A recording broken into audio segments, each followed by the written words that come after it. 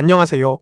여러분, 질적 연구 방법론 두 번째 강의에 오신 것을 환영합니다. 저는 오늘 여러분과 함께 세상을 바라보는 렌즈, 연구 패러다임의 이해라는 주제로 흥미로운 여정을 떠날 김두한 교수입니다. 2026학년도 1학기에 진행되는 이번 강의를 통해 우리는 연구를 바라보는 근본적인 시각, 즉 패러다임에 대해 깊이 있게 탐구해 볼 예정입니다. 어떤 렌즈를 통해 세상을 보느냐에 따라 우리가 얻는 지식의 형태와 깊이가 완전히 달라질 수 있거든요. 자, 그럼 연구의 세계로 함께 들어가 볼까요? 지난 시간 우리는 질적 연구의 기초에 대해 함께 살펴보았죠. 오늘은 그때 배운 내용들을 간략히 복습하면서 오늘 배울 주제와 어떻게 연결되는지 함께 고민해보는 시간을 갖도록 하겠습니다.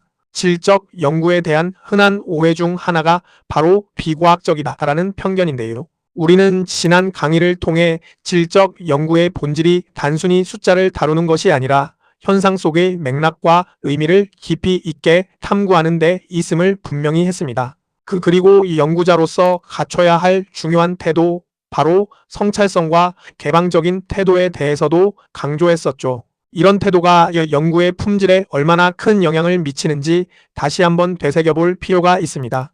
오늘 우리가 배울 연구의 철학적 기초는 바로 이러한 질적 연구의 본질을 이해하는 데 매우 중요한 발판이 될 것입니다. 오늘 강의를 통해 여러분이 달성해야 할 학습 목표를 명확히 짚어드리겠습니다. 첫째, 우리는 패러다임이라는 개념이 무엇인지 그리고 어떤 구성 요소로 이루어져 있는지 명확하게 정의할 것입니다. 둘째, 연구를 이해하는 두 가지 큰 축인 실증주의와 해석주의의 차이점을 체계적으로 설명하고 비교할 것입니다. 셋째, 비판이론이 추구하는 연구의 목적이 무엇인지 깊이 이해하는 시간을 가질 겁니다. 넷째, 이 세 가지 주요 패러다임의 특징을 상호 비교하면서 각 패러다임이 갖는 고유한 관점을 파악할 것입니다. 다섯째, 궁극적으로는 여러분 자신의 이 연구 질문에 가장 적합한 패러다임이 무엇인지 탐색해보는 안목을 기를 수 있게 될 겁니다. 마지막으로 질적 연구에서 이러한 철학적 기초가 왜 그토록 중요한지 그 의미를 인지하는 것이 이번 강의의 최종 목표입니다. 이 목표들을 달성하기 위해 저와 함께 힘차게 나아가 봅시다. 자, 그럼 가장 먼저 패러다임이라는 단어부터 명확하게 정의해 볼까요? 패러다임은 한마디로 세상을 바라보는 우리 자신의 기본적인 믿음 체계를 의미합니다. 마치 우리가 어떤 색깔의 선글라스를 끼고 세상을 보느냐에 따라 세상의 색깔이 다르게 보이듯이 연구자에게 패러다임은 무엇을 중요하게 보고 무엇을 연구 대상으로 삼을지 결정하는 판단 기준이자 연구의 전체적인 방향을 안내하는 지도와 같은 역할을 합니다. 유명한 과학 철학자인 토마스 쿤은 이 패러다임을 과학 공동체가 공유하는 신념 체계라고 정의하기도 했죠. 결국 패러다임은 연구자가 가진 가치와 그 가치를 실현하기 위한 기법을 총체적으로 아우르는 개념이며 현상을 해석하는 가장 근본적인 틀로 작용합니다.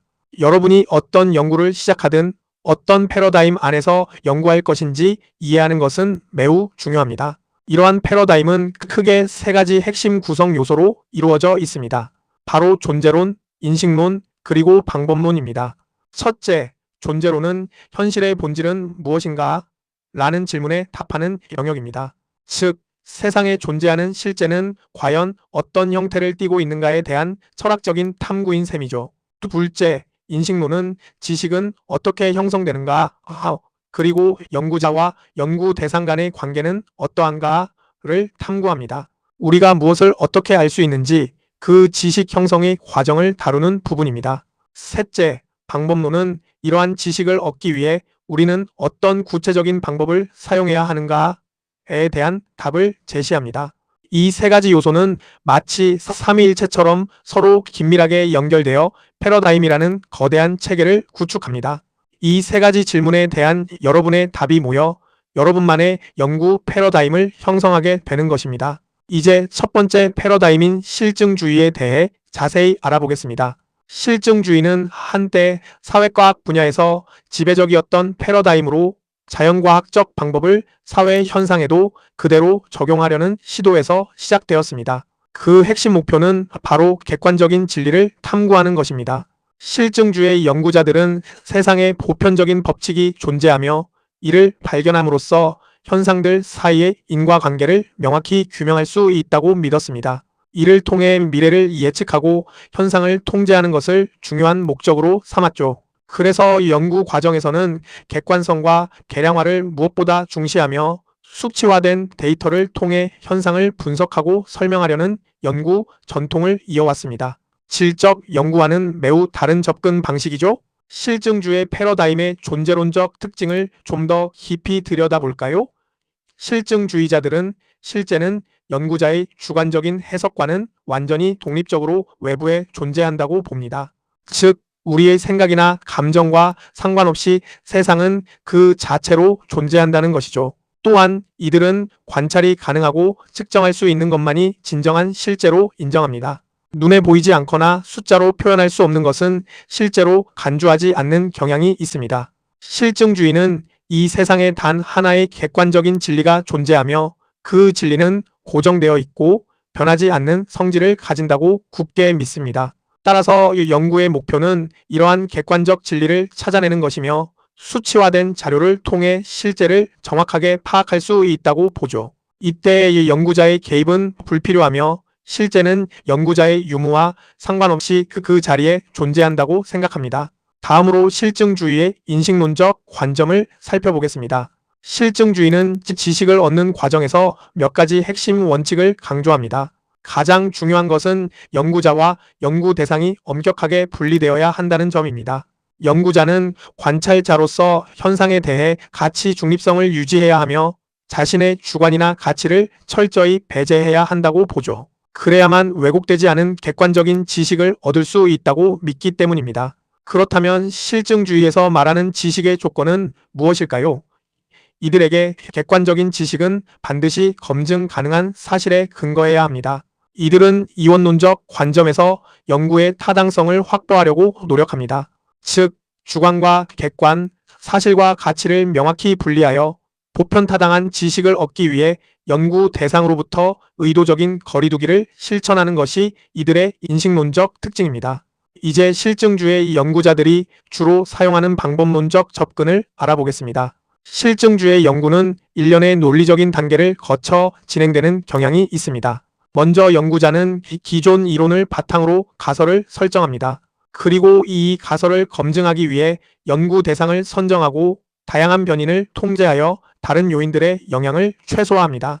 연구 결과의 일반화를 위해 대규모 자료 수집을 진행하며 수집된 자료는 주로 숫자로 이루어져 있기 때문에 통계적 분석을 통해 가설을 검증하고 결론을 도출합니다. 이 과정은 마치 자연과학 실험과 유사하게 매우 체계적이고 구조화된 방식으로 진행됩니다. 이러한 방법론을 통해 실증주의 연구자들은 보편적인 법칙을 찾아내고 현상을 예측하며 통제하고자 하는 목표를 달성하려 합니다. 그럼 실증주의 연구가 실제로는 어떤 모습인지 사례를 통해 살펴보겠습니다. 태권도 수련과 관련된 연구를 예로 들어볼까요? 실증주의 연구는 태권도 수련 강도와 수련생들의 심리적 요인 사이의 상관성을 분석하거나 특정 수련 기간이 청소년의 자기 통제력에 미치는 영향을 통계적으로 분석하는 경우가 많습니다. 예를 들어 태권도 수련이 수련생의 사회성에 미치는 효과를 통계적으로 유리하게 도출하여 일반화 가능한 결론을 제시하죠. 이러한 연구들은 사전에 변인을 설정하고 가설을 세워 검증하는 방식을 따릅니다. 객관적인 지표를 활용하여 결과의 신뢰도를 높이고 다수의 응답자를 대상으로 연구를 진행함으로써 보편적인 법칙을 확인하고자 합니다. 이런 방식은 숫자를 통해 명확한 답을 얻으려는 실증주의의 특징을 잘 보여줍니다. 또 다른 실증주의 연구 사례로 스포츠 지도자의 리더십 유형과 관련된 연구를 살펴보겠습니다. 많은 연구가 스포츠 지도자의 리더십 유형이 단원들의 만족도에 어떤 영향을 미치는지 혹은 변혁적 리더십이 조직 몰입에 미치는 영향을 파악하기 위해 실증주의적 접근을 사용합니다. 이때 이 연구자들은 복잡한 인과관계를 규명하기 위해 구조방 정식 모델링과 같은 고등 통계 분석 기법을 활용하기도 하죠. 이러한 연구는 주로 설문조사를 통해 수집된 자료를 수학적으로 처리하고 얻어진 결론을 일반화하여 다른 현장에도 적용하고자 합니다. 예를 들어 특정 리더십 행동이 단원들의 어떤 반응을 이끌어내는지를 수치로 비교하고 그 관계의 강도를 측정함으로써 지도자들에게 효과적인 리더십 방안을 제시하는 것을 목표로 합니다. 이것이 바로 실증주의가 추구하는 객관적이고 일반화된 지식의 전형적인 모습입니다. 자, 이제 두 번째 패러다임인 해석주의에 대해 알아보겠습니다. 해석주의는 실증주의와는 매우 다른 접근 방식을 취하는데요. 이 패러다임은 의미와 맥락의 탐구를 가장 핵심적인 가치로 설정합니다. 해석주의자들은 인간의 행위가 자연현상과는 다른 고유한 특성을 가진다고 보며 단순히 외부에서 관찰 가능한 현상만으로는 인간의 복잡한 내면과 행동을 완전히 이해할 수 없다고 생각합니다. 따라서 개별적인 경험이 가지는 고유한 의미를 깊이 이해하는 데 집중하죠. 이들에게 실제는 사회적 구성물로서 존재하며 사람들의 상호작용과 해석을 통해 끊임없이 만들어진다고 봅니다. 그래서 현상 뒤에 숨겨진 깊은 맥락과 참여자의 관점을 파헤치고자 노력합니다. 질적 연구에서 가장 널리 활용되고 있는 철학적 기초가 바로 이 해석주의라고 할 수 있습니다. 해석주의 패러다임의 존재론적 특징은 무엇일까요? 실증주의가 외부의 객관적인 실제를 강조했다면 해석주의는 실제가 개인의 마음이나 상호작용 속에 존재한다고 봅니다. 즉, 우리가 경험하는 세상은 각자의 주관적인 의미 부여를 통해 형성된다는 것이죠. 그렇기 때문에 사람마다 서로 다른 다중적인 실제를 가지고 있다고 생각합니다. 진리는 고정된 것이 아니라 우리가 처한 맥락에 따라 끊임없이 변화하는 것이며 사회적 상황에 따라 실제는 계속해서 재구성됩니다. 해석주의는 객관적인 실제보다는 주관적으로 구성된 실제를 더 중요하게 여기며 유일한 진리가 아니라 다양한 의미들의 공존을 인정합니다. 이처럼 해석주의는 인간의 주관적인 경험과 사회적 구성을 통해 실제가 형성된다는 믿음을 바탕에 두고 있습니다. 해석주의의 인식론적 관점은 연구자와 대상의 관계를 어떻게 볼까요? 실증주의가 연구자와 대상을 엄격하게 분리하는 반면 해석주의에서는 연구자와 연구 대상이 서로 영향을 주고받는 관계라고 봅니다. 지식은 연구자가 대상을 객관적으로 관찰해서 얻는 것이 아니라 연구자와 참여자가 함께 만들어가는 것이라고 강조하죠. 따라서 연구자의 주관성은 배제해야 할 요소가 아니라 오히려 현상을 깊이 이해하고 의미를 포착하는 데 필요한 핵심 도구로 인정됩니다. 해석주의 연구자는 참여자의 관점에서 세상을 바라보려는 노력을 하며 객관적인 거리두기보다는 참여자와 깊은 정서적 유대를 형성하는 것을 지향합니다. 이러한 상호 주관성을 통해 현상의 진정한 의미를 포착하려 하는 것이 해석주의 인식론의 특징입니다. 해석주의 연구자들이 주로 사용하는 방법론적 접근은 어떤 것들이 있을까요? 이들은 지식을 찾아가는 과정에서 귀납적 방법을 사용합니다. 즉, 개별적인 자료에서부터 의미를 찾아내고 이를 바탕으로 일반적인 이론을 구성하는 방식이죠. 구체적인 방법으로는 심층 면담을 통해 참여자의 생생한 목소리를 경청하고 참여 관찰을 수행하여 현장의 맥락을 직접 파악합니다. 단순히 현상을 기록하는 것을 넘어 맥락과 의미를 풍부하게 담아내는 두꺼운 묘사식 디스크립션을 지향합니다. 개별 사례의 특수성을 깊이 있게 분석하는 데 주력하며 수집된 텍스트 데이터를 분석하여 핵심 주제를 도출하는 것이 주된 연구 과정입니다. 이러한 방법들은 참여자의 주관적인 경험 세계를 최대한 있는 그대로 이해하려는 해석주의의 철학을 반영하고 있습니다. 해석주의 연구 사례를 살펴보겠습니다. 태권도 고단자들의 수련 경험에 대한 연구는 대표적인 해석주의적 접근을 보여줍니다. 이 연구는 고단자들이 태권도를 수련하면서 어떤 현상학적인 경험을 하는지 탐구합니다. 예를 들어 무도 정신이 형성되는 과정이나 수련을 통해 참여자들이 느끼는 본질적인 의미가 무엇인지 질적으로 탐구하고 분석합니다. 특정 해석주의 방법론을 사용하여 수련 경험에 담긴 의미를 체계적으로 분류하고 개인의 삶과 수련이 어떻게 연결되어 있는지 풍부하게 서술합니다. 실증주의처럼 숫자로 표현하기 어려운 수련을 통해 겪는 깊은 내면의 변화나 깨달음을 다루는 것이 바로 해석주의 연구의 핵심입니다. 이러한 연구는 개인의 주관적인 경험 세계를 깊이 이해하는 데 초점을 맞춥니다. 또 다른 해석주의 연구 사례로 은퇴 운동선수의 정체성 변화에 대한 연구를 들 수 있습니다. 이 연구는 선수가 은퇴 후 사회인으로 전직하는 과정에서 겪는 정체성 변화를 심층적으로 탐구합니다. 새로운 환경에 적응하면서 겪게 되는 갈등과 수용의 과정을 분석하고 심층 면담을 통해 참여자들의 삶의 이야기를 재구성합니다. 선수 생활을 마감한 이후의 심리적 맥락을 상세하게 기술하며 개인이 겪는 고유한 위기와 이를 극복해가는 경험에 집중합니다. 이 연구는 숫자가 아닌 언어를 통해 개인의 삶에 담긴 진실을 드러내고자 합니다.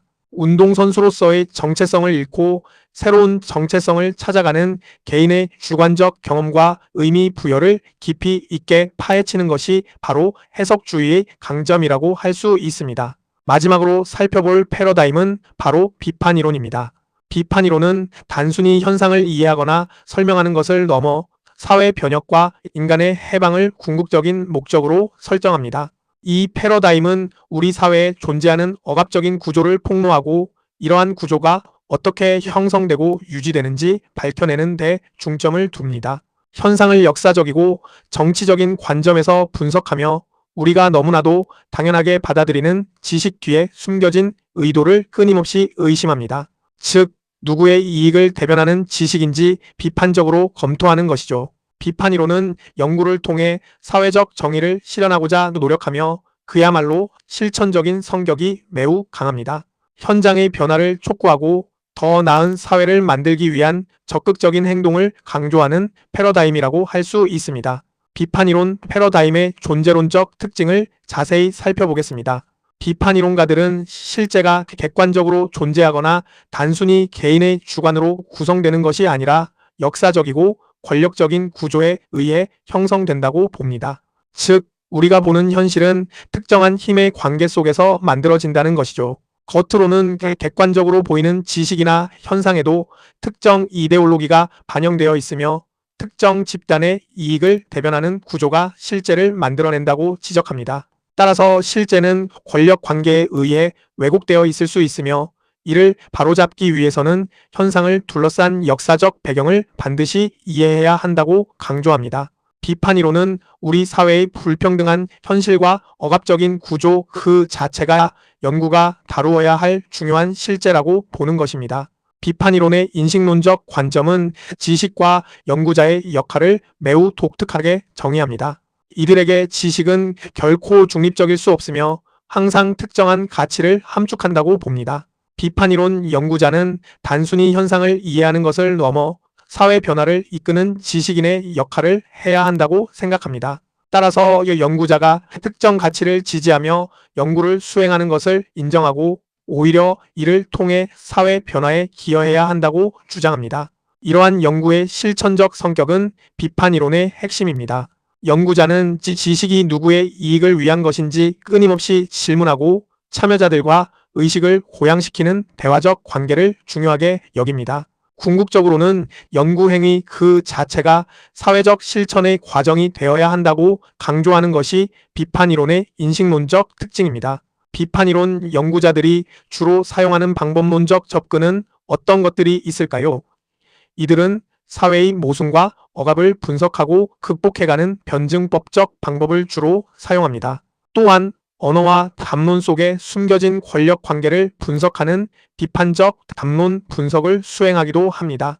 연구 과정에서는 참여자들과 함께 의식을 고양시키는 대화를 나누는 것을 중요하게 생각합니다. 단순히 참여자의 이야기를 듣는 것을 넘어 그들이 자신의 억압된 현실을 자각하고 변화의 주체가 될 수 있도록 돕는 것이죠. 그리고 불평등한 제도를 비판하고 구체적인 대안을 제시하는 방식을 취합니다. 역사적 기록을 검토하여 억압의 기원을 찾아내고 현장의 문제를 해결하기 위한 실천적인 연구를 수행하는 것이 비판이론의 방법론적 특징이라고 할 수 있습니다. 비판이론 연구 사례를 통해 어떻게 적용되는지 살펴보겠습니다.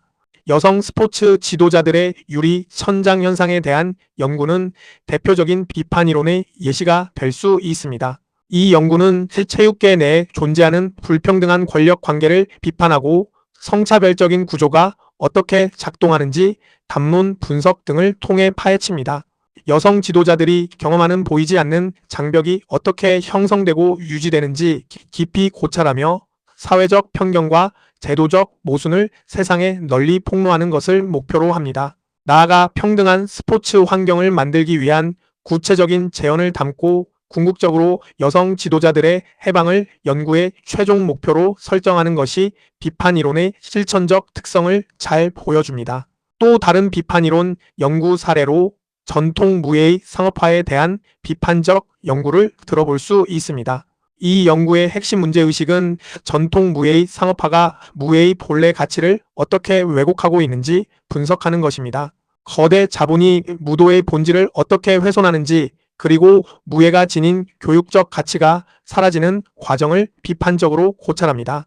연구의 방향과 목표는 자본주의 논리가 어떻게 전통 무예 현장을 억압하고 있는지 밝혀내고 무도의 원형을 회복하기 위한 실천적인 논의를 이끌어내는 것입니다. 또한 이윤 추구 뒤에 숨겨진 권력의 움직임을 드러내어 무예가 특정 자본의 도구로 전락하는 현상을 비판하고 대안을 모색하는 것이 비판이론 연구의 특징입니다. 자, 오늘 우리는 세상을 바라보는 렌즈인 연구 패러다임에 대해 깊이 있게 탐구했습니다. 패러다임은 연구의 방향을 결정하는 세계관이며 이 패러다임에 따라 연구의 목적과 방법이 달라진다는 것을 배웠죠. 간단히 요약하자면 실증주의는 객관적인 법칙을 발견하고 예측하며 통제하는 것을 중시했고, 해석주의는 인간의 주관적인 의미와 경험 그리고 맥락을 깊이 이해하는 것을 목표로 삼았습니다. 마지막으로 비판이론은 사회의 불평등과 억압적인 구조를 폭로하고 사회적 변혁과 해방을 추구하는 실천적인 패러다임이었습니다. 질적 연구는 주로 해석주의와 비판이론에 그 철학적 기반을 두고 있다는 점을 기억해 주세요. 결국 자신의 연구를 시작할 때 내가 어떤 철학적 위치에 서서 세상을 바라보고자 하는지 정하는 것이 연구의 가장 중요한 시작점이라는 것을 명심하시길 바랍니다. 다음 주에는 오늘 배운 패러다임을 바탕으로 실제 연구를 위한 연구 질문 설정과 표집 전략에 대해 다루겠습니다. 오늘 수고 많으셨습니다.